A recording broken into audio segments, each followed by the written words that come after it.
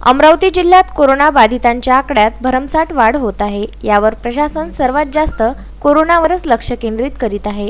Corona रुग्णांवर औषधी उपचार करिता शासन लाखोचा निधी खर्च करीत आहे। मात्र पावसाळ्यात अनेक रोगराईला डोळे येतात। तसाच जीवघेणा डेंग्यूचा उद्रेक आता सुरू झाला आहे। शहरात अस्वच्छतेच्या परिसरात डेंग्यूचा जन्म होतो। मनपाच्या क्षेत्रात कुठे स्वच्छता तर कुठे अस्वच्छतेचे परिणाम जाणवत आहे।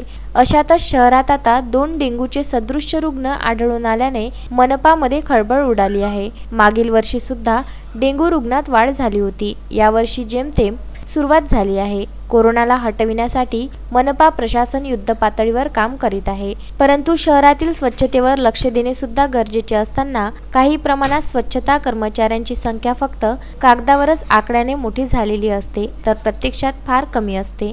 स्वच्छता कर्मचाऱ्यांचे हजर राहण्याचे फोटो सेशन सुद्धा आता प्रशासनाकडे देण्याचा विसर पडला आहे। जास्तीत जास्त प्रभागात कर्मचाऱ्यांच्या नावाने मलाई खाण्यातच कंत्राटदार शक्कल लढवित आहे। अशामुळे प्रभागातील स्वच्छतेचे 3-13 वाजत आहे। मग स्वच्छता अभियान राबविणार कसे आणि यात डेंग्यूचा जन्म होणार तरी नाही का, असा प्रश्न आता निर्माण झाला आहे। एकीकडे अमरावती जिल्ह्यात कोरोनाने प्रशासनाला डोकेदुखी आणले आहे आणि यातच डेंग्यूचा उद्रेक झाला तर मोठी बिकट परिस्थिती निर्माण होण्याची शक्यता नाकारता येत नाही। Bureau report, Vidarbha news, Amravati.